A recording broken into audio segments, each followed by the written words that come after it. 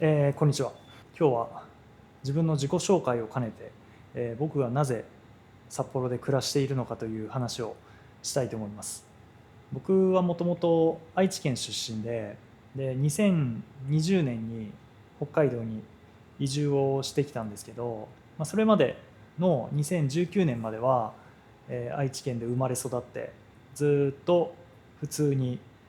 美容師をやって暮らしてました。で2018年ぐらいに、そろそろ美容師として独立をしようかなと思ってた頃にたまたま家族で北海道に旅行に来る機会があって、でその時に富良野とか美瑛とか、もう今思えば超定番の観光コースをぐるっと回って帰ったんですけど、そんな時に北海道いいなっていう、なんか北海道で暮らしてみたいなっていう気持ちが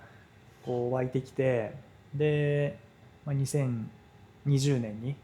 北海道に美容院を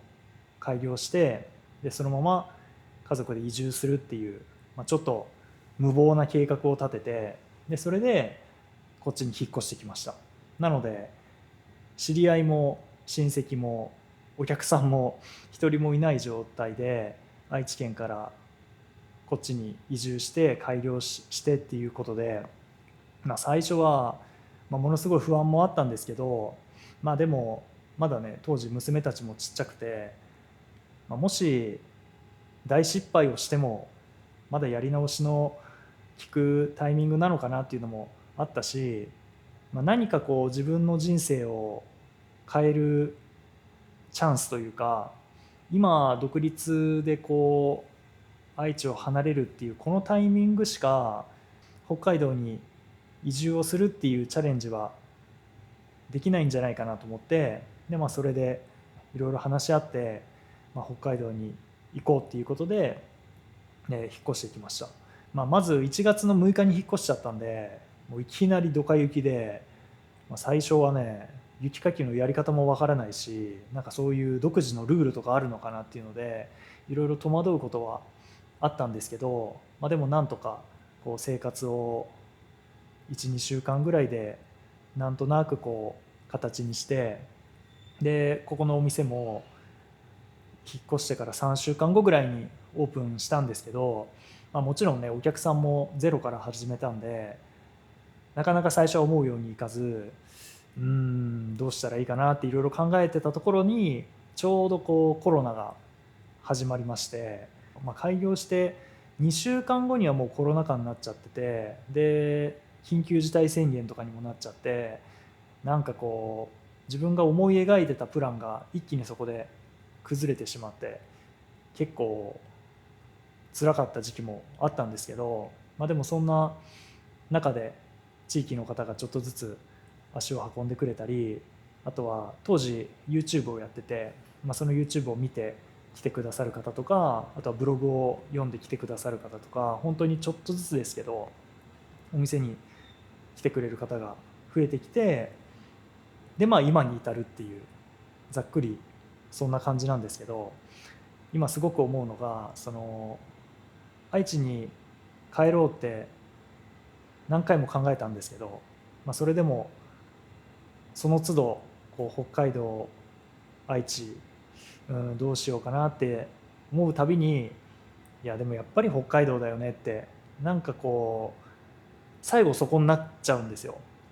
一番しんどかった時でも、もう今月愛知に帰らなかったら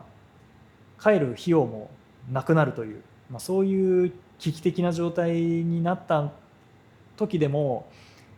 いやもう最後は北海道でもうやれるだけやって、ダメだったらもういろんな人に頭下げて